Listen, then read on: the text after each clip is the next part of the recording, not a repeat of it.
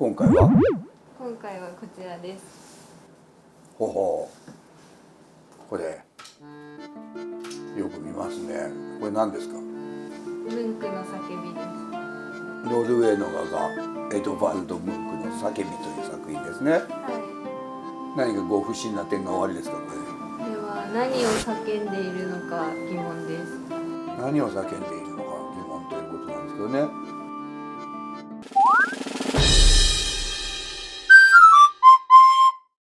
このムンクの叫びですよ。iPhone の絵文字とかでもびっくりした絵文字にこうなってるぐらい世界的に有名な作品なんですけども、この人一応ムンク自身と言われてるんですよ。だけど叫んでるわけじゃないんですよ。叫んでるわけじゃないんですよ、この人は。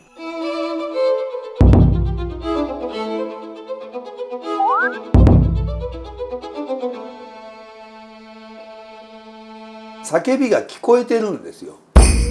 で叫びが聞こえてわーって言って耳を塞いでんですよ。これ耳塞いでるじゃないですか。はい。これが正しい叫びなんですよ。ところが絵文字とかはこうやってほっぺたに当ててるのよ。はい。違うよ。叫びが聞こえないのに耳を塞いでるのっていう話ですよ。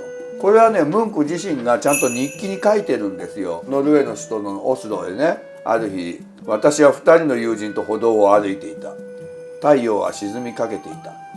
突然空が血の赤色に変わった。友人は歩き続けたが、私はそこに立ち尽くしたまま不安に震え戦っていた。そして私は自然を貫く果てしない叫びを聞いた。でわーって耳を塞いでるわけですよ。この人自身が叫んでるんじゃなくって叫びを聞いてわーって言って耳を塞いでるわけですよ。だけど友達たちはもう先に言ってることかも分かるように、その叫びは友達には聞こえてないわけですよ。そういう自分にだけ聞こえてる。そういうことですよ。自分にだけ聞こえる叫びっていうのはどっから出てくるんですか？それは精神の問題ですよ。自分の中から出てきてる叫びなんですよ。だからこれはムンク自身の不安とかね、そういうものが突然襲ってきたわけですよ。それがこう叫びになって聞こえて、わあなんだこれみたいな発作に襲われたわけですよ。自分自身の不安が一気に襲ってきてわーってなってる絵なんですよ。だから結果叫んだかもしれないけど、そもそもは叫びは自分の心の叫びが聞こえてきたんですね。実際にこういう顔だったんですか？いや全然こんな顔じゃない。ちゃんと髪の毛もあるし、こんな顔の人なかなかいないじゃないですか。でこの空すごいじゃないですか。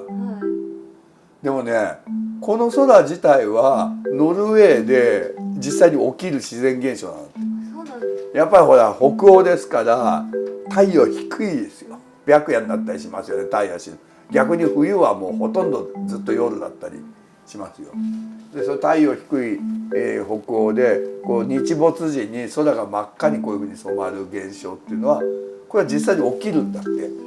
ここまでじゃないけど、割にこんな感じになるのね。でこのぐにょーっとなってるこれも実際にオスロのところにオスロフィヨルドって呼ばれてるらしいんだけども、ノルウェーとかフィヨルドって言って氷河で削られたこういう日本の三陸海岸みたいな入り組んだ地形になってるよね。こういうぐにゃっとなった景色は実際にあるらしいのね。空想のもんじゃなくって実際にあるもんなんだけれども、それがこんな風に全体的にこう歪んで見えて叫んでるっていうのはこれまたムンクの精神の状態の現れっていうか投影されてる感じなわけですよね。でこの人は何がそんな不安だったんだろうね。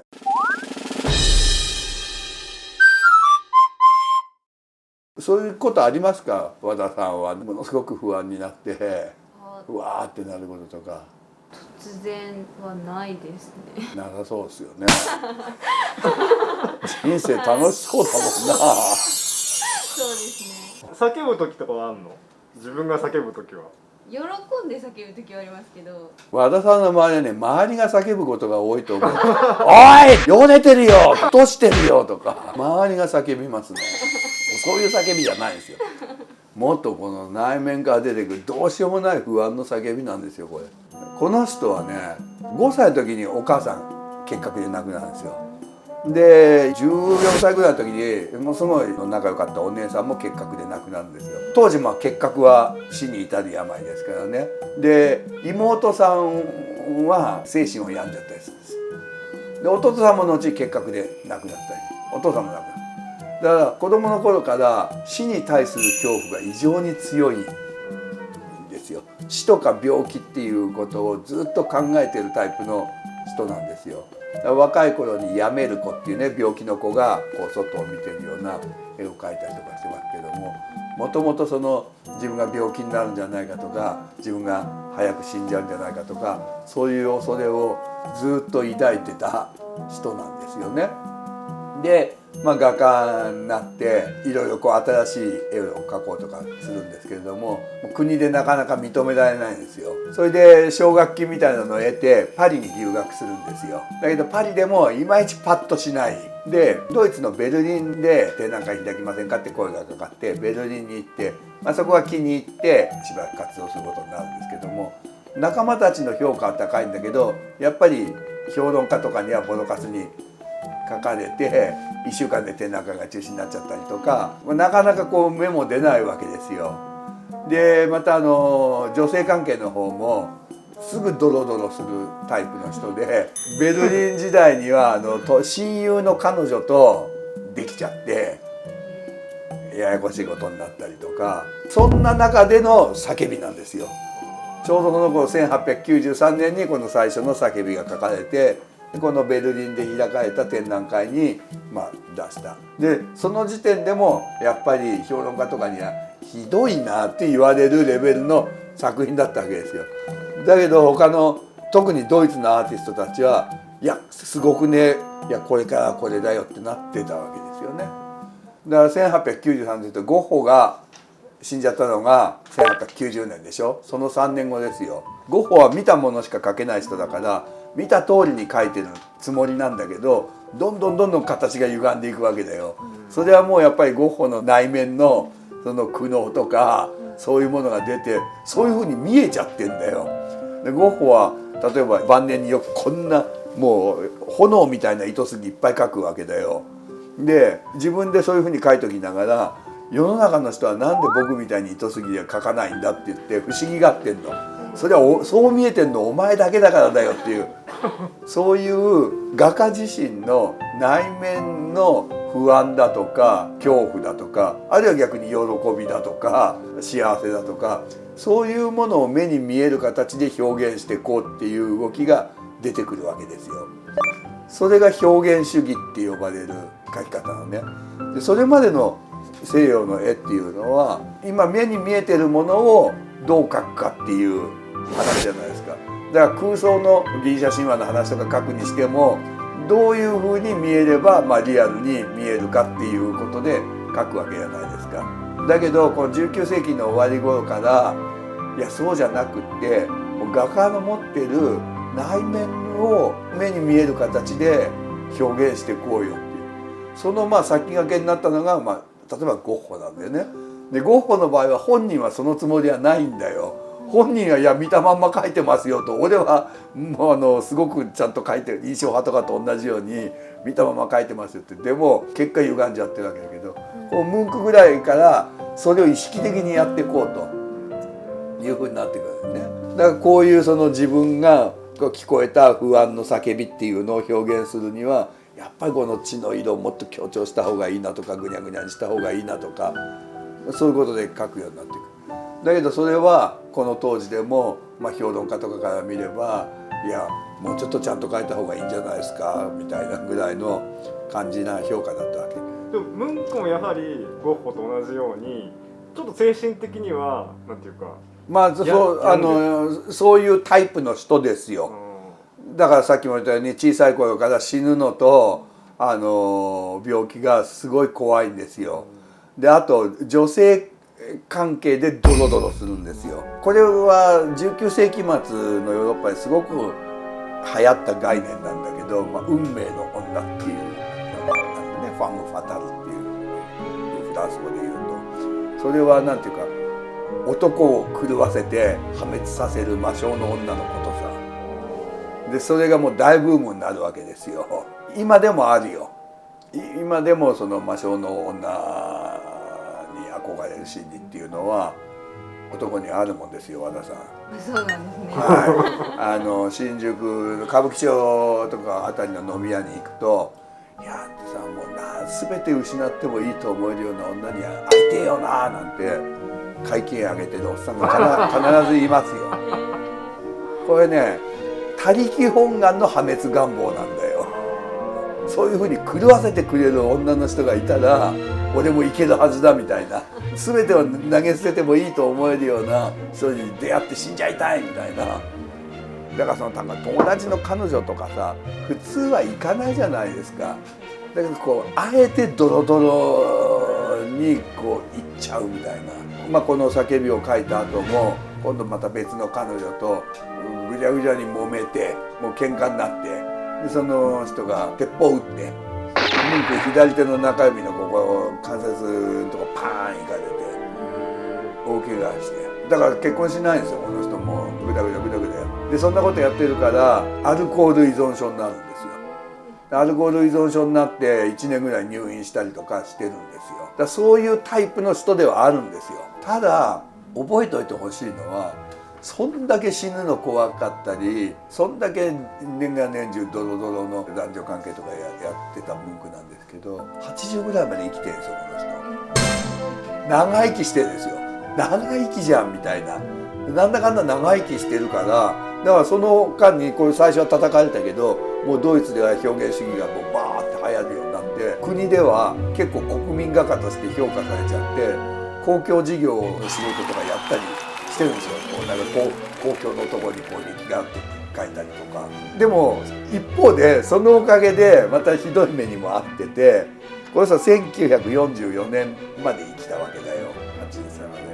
とそのちょっと前の1930年代って誰がのしてきた？誰が支配していったドイツ？めちゃくちゃ有名な人なんだけど。ドイツの人ですか？ドイツの人ですよ。オーストリアの人だよ。オーストリアで生まれた人。ドイツがガーって言ってこうそのまま戦争に突入しちゃうんだけど。いや出てこないです。これ出てくるまで俺は許さないね。これ出てこないのは許さないね。馬に乗ってる人ですか？馬に乗ってる人って誰だよ。馬に乗ってる人いっぱいいるよ。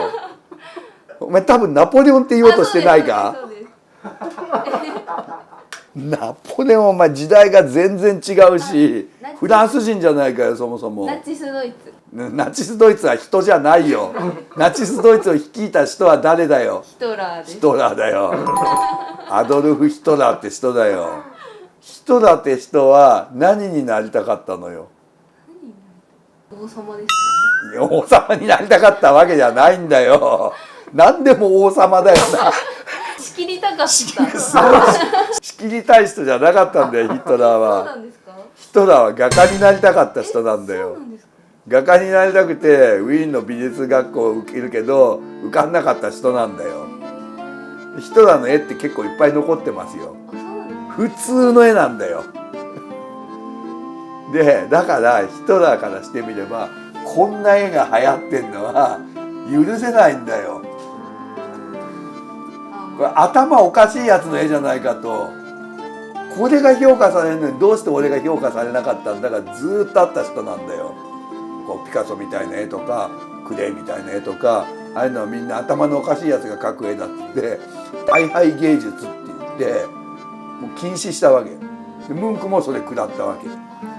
生地長生きしちゃったからナチスドイツによる現代アート狩りに引っかかってはいるんですよ。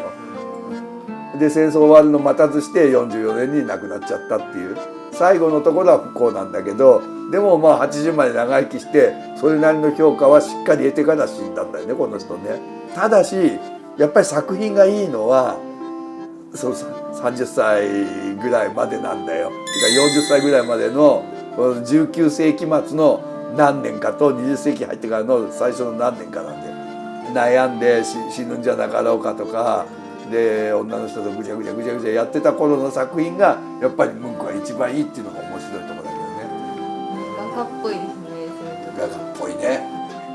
和田の考える画家がどんな感じかわかんないけど、まあそんなわけでこのムンクは何を叫んでるのかじゃなくて叫びが聞こえてた。でそしてその叫びは多分ムンク自身の内面の不安が爆発しての心の叫びだったんじゃないかっていうことですよ。あとナチスドイツを率いたのはナポレオンじゃなくてヒトラーだと。はい、勉強になりますヒトラーは画家になりたかった人なんだ。これ覚えておいてください。はい。